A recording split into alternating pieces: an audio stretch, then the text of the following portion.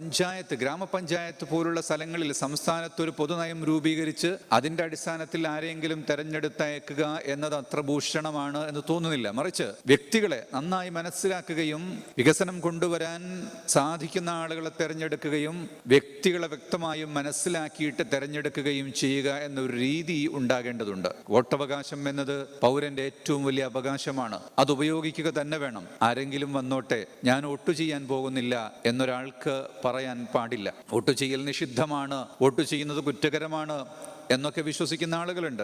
ഒരു രാജ്യം ഭൂമിയെ നിർമ്മിക്കാനും വളർത്താനും നമ്മോട് പറഞ്ഞിട്ടുള്ള പടച്ചവൻ ആ ഭൂമിയിൽ ഇത്തരം കാര്യങ്ങൾ ചെയ്യുന്നതിന് നാട്ടുകാർ ഒന്നിച്ചു ചേർന്നല്ലല്ലോ കാര്യങ്ങൾ ചെയ്യുക. അതിനെന്തായാലും പ്രതിനിധികളെ തെരഞ്ഞെടുത്തുകൊണ്ട് സഭ രൂപീകരിക്കുന്ന രീതി തന്നെ ഉണ്ടാകണം. അവിടെ കക്ഷിയ രാഷ്ട്രീയത്തിന്റെയോ അല്ലെങ്കിൽ മീഡിയ വൈബുകളുടെയോ അടിസ്ഥാനത്തിൽ കാര്യങ്ങൾ തീരുമാനിക്കുന്നതിന് പകരം കൃത്യമായ വിലയിരുത്തലോടുകൂടിയും സ്വയം ബോധത്തോടുകൂടിയും വോട്ട് ചെയ്യുന്ന ഒരു രീതി നമുക്കുണ്ടാകുമ്പോഴാണ് നമുക്ക് ഈ രാഷ്ട്രത്തിന്റെ പ്രവർത്തനങ്ങളിൽ കൃത്യമായി ഇടപെടാൻ സാധിക്കുന്നത്.